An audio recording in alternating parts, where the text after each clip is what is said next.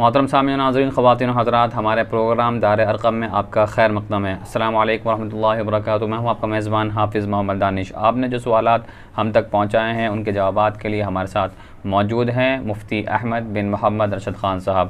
جی مفتی صاحب، قاسم بھائی اوکھلا سے معلوم کرتے ہیں رات کو سونے کے بارے میں حضور اکرم صلی اللہ علیہ وسلم کا کیا معمول تھا؟ بسم اللہ الرحمن الرحیم، الحمدللہ وحدہ والصلاة والسلام علی من لا نبی بعد، اما بعد۔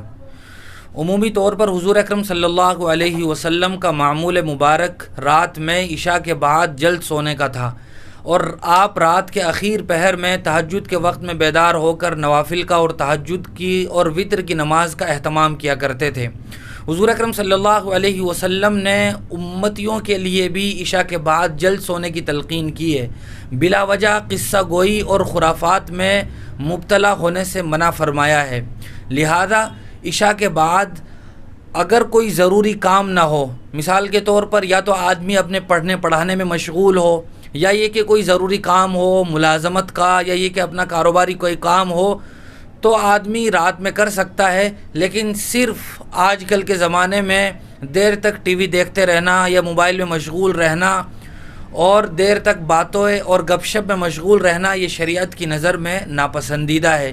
اس کی وجہ سے آدمی کے لیے صبح فجر کی نماز میں اٹھنے میں بھی دقت ہوتی ہے۔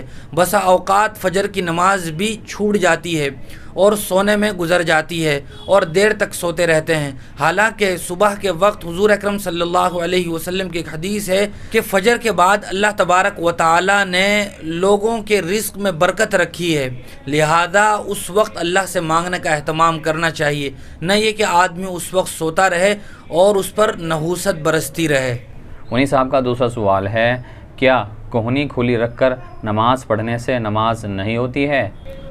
جب بندہ نماز کے لیے کھڑا ہوتا ہے تو گویا وہ اللہ کی دربار میں اللہ سے راز و نیاز کی باتیں کرنے کے لیے کھڑا ہوتا ہے۔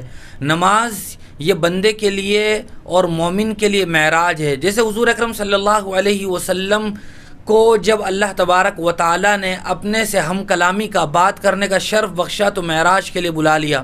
عام بندوں اور امتیوں کے لیے معراج یہ نماز ہی ہے۔ لہذا نماز کے وقت آدمی اچھے سے اچھا لباس زیبتن کرے اور اچھی ہیئت میں کھڑا ہو، ایسا محسوس ہو کہ بندہ اللہ کے سامنے اپنے آقا کے سامنے کھڑا ہوا ہے۔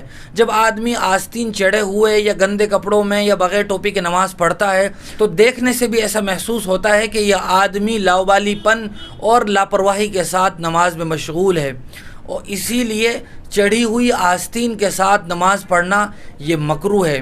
لہذا جب ہم نماز کے لیے کھڑے ہوں تو اپنی آستین وغیرہ کو یہ اتار دینا چاہیے۔ ایک خاتون کا سوال ہے، پڑوس والوں کے مکان میں انگور کی بیل ہے جس کا کچھ حصہ ہمارے گھر میں دیوار پر ہے اور انگور گرتے رہتے ہیں، تو کیا ہم ان کو اٹھا کر کھا سکتے ہیں یا نہیں؟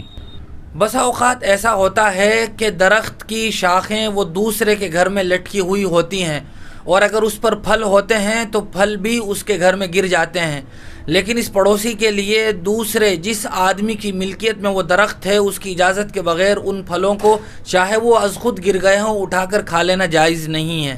لیکن اگر پڑوسی مالک اس بات کی اجازت دے دے کہ میری طرف سے اجازت ہے تو پھر کھا سکتے ہیں، یا یہ کہ وہ پڑوسی جس آدمی کا وہ درخت ہے اپنے وہ کہیں اور سفر میں گیا ہوا ہے تو اس سے اجازت لے لی جائے فون وغیرہ کے ذریعے، لہذا اس کی اجازت کے بغیر اٹھا کر کھانا جائز نہیں ہوگا، یا یہ کہ اس درخت کے مالک کو کہہ دیا جائے کہ جو کچھ حصہ میرے گھر پر لٹکا ہوا ہے اس کو کاٹ دیا جائے، میرے گھر میں وہ درخت باقی نہ رہے۔